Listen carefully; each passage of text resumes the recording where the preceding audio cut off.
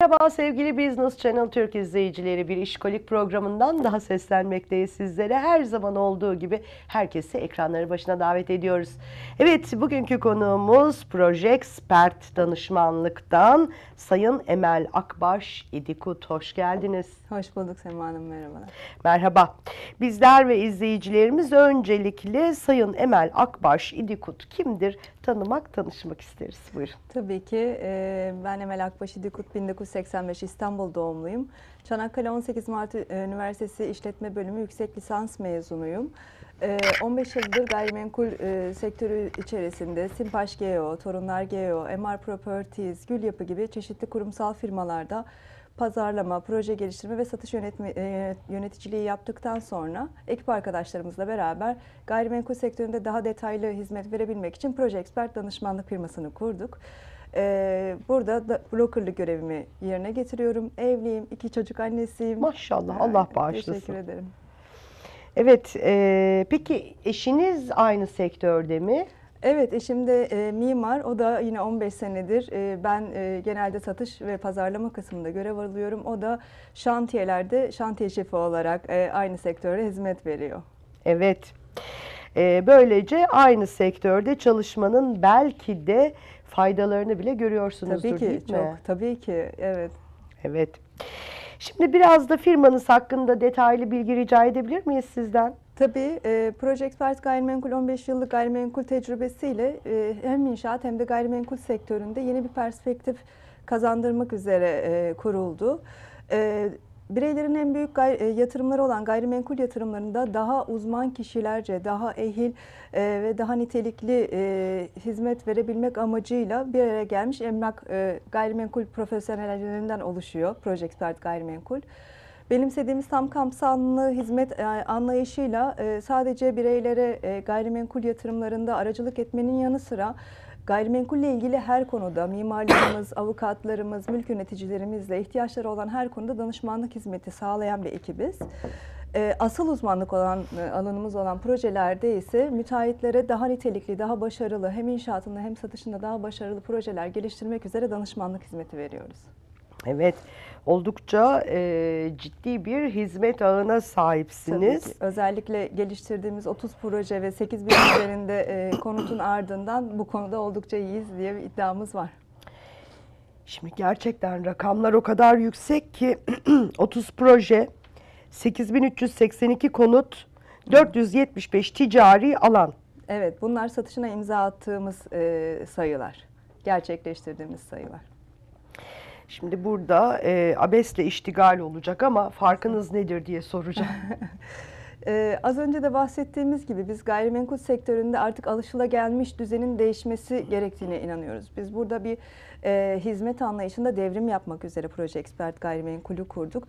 Gayrimenkul yatırımı bir insanın markete, kasaba ya da görevliye danışacağı kadar ucuz olmamalı. Nitelikli uzmanlar tarafından, yani dünyanın her tarafında böyle, nitelikli uzmanlar tarafından yönlendirilmeli. Bu uzmanlar sadece satış konusunda nitelikli olan kişiler değil, gayrimenkul yatırımının içerisinde ekonomi, finans, hukuk, mimarlık, iletişim gibi, istatistik gibi birçok bilim dalını içeren bir sektör ve uzmanlar da bu şekilde uzmanlar olmalı. Bu anlamda bizim en büyük farkımız bence ekibimiz.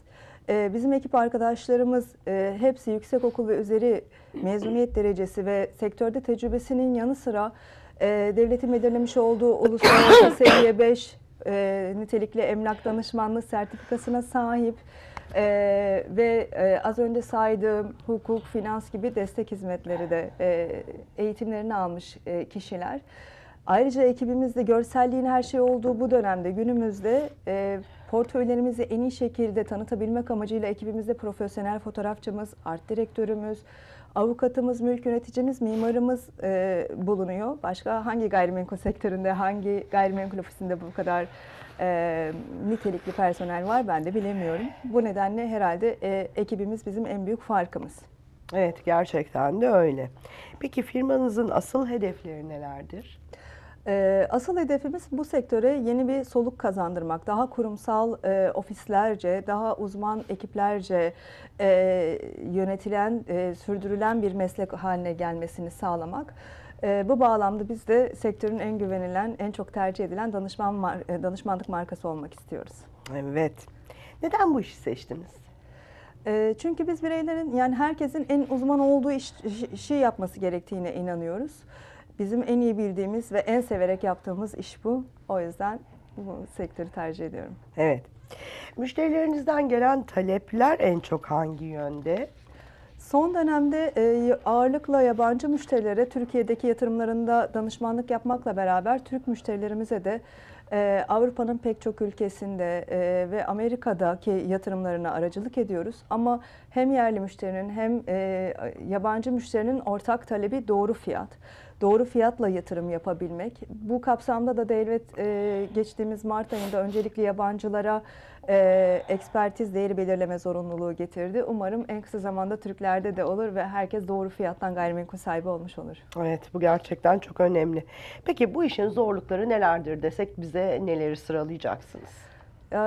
Pek çok zorluğu olmakla beraber bence asıl zorluğu hem proje geliştirme kısmında hem de gayrimenkul yatırım danışmanlığında herkesin bu işi bildiğini veya yapabileceğini düşünmesi. Bu tüketiciden tutun müteahhite veya işte daha önce verdiğim örnekler gibi makkala manava kadar herkes emlakçılık yapabileceğini veya müteahhitlik yapabileceğini düşünüyor veya öyle hissediyor.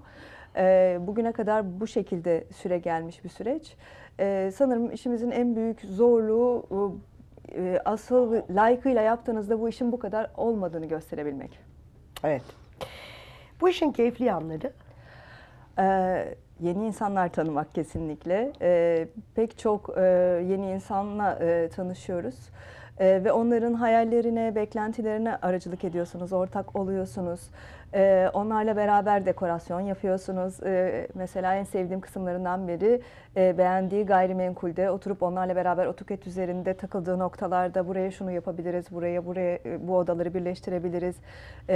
Dükkansa büyük bir giriş açalım, şuraya bunu yapalım dediğimiz kısımda onların hayaline ortak olmak benim en keyif aldığım kısmı. Evet.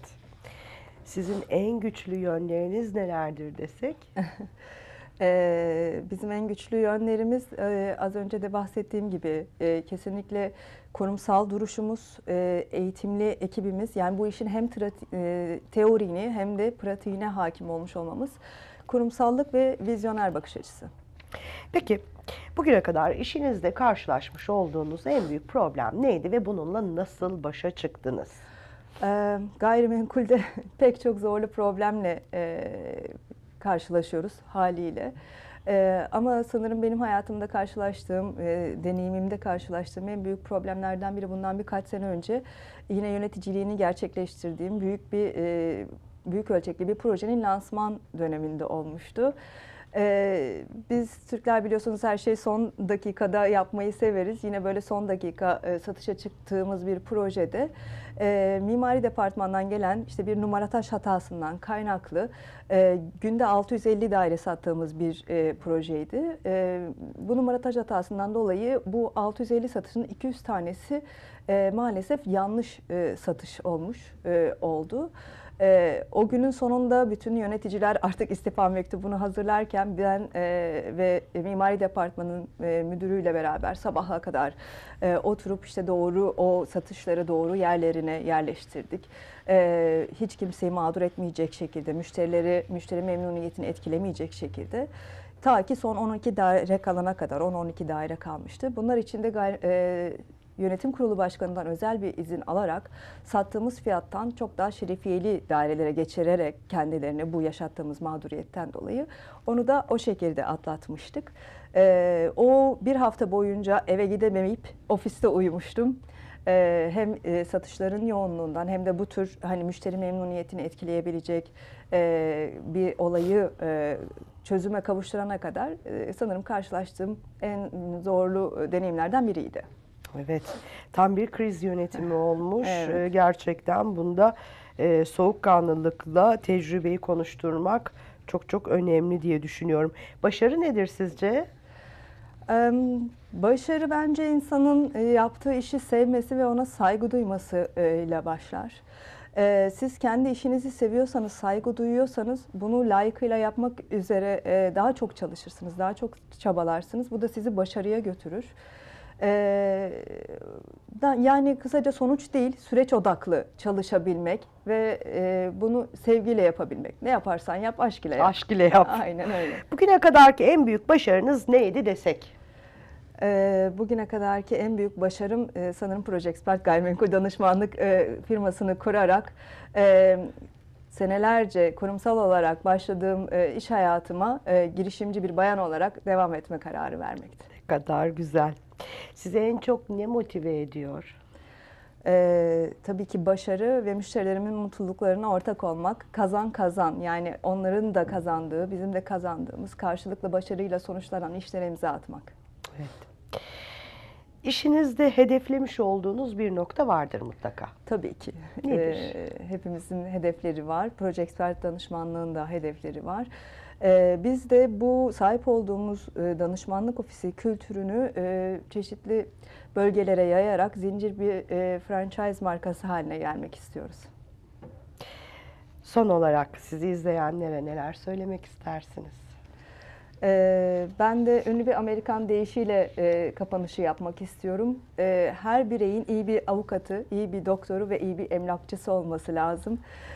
Çünkü gayrimenkul yatırımı tahmin edemeyeceğiniz pek çok problemi içinde barındırabilen bir yatırım ve hayatınızın en büyük yatırımı. Nasıl ki bir araba alırken muayeneden geçirmeden almayı tercih etmiyoruz. Yatırımlarınızda da uzman birine danışarak adımınızı atın. Proje geliştiricilere de sesleniyorum.